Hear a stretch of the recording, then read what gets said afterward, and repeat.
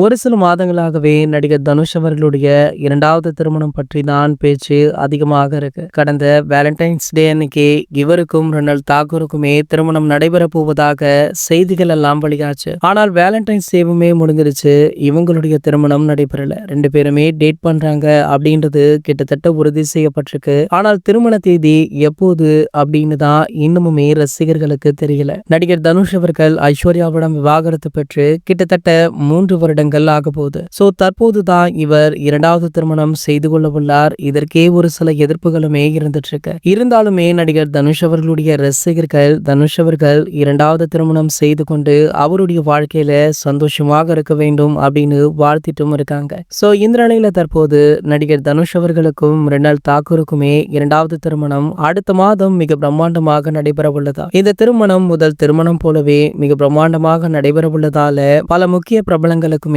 அழைப்பு விடுத்திருக்காங்களா. சமீபத்துல பாத்தீங்கன்னா நடிகர் அஜித் குமார் அவர்களுக்கு முக்கிய அழைப்பு விடுக்கப்பட்டுள்ளதாக சொல்லப்படுது.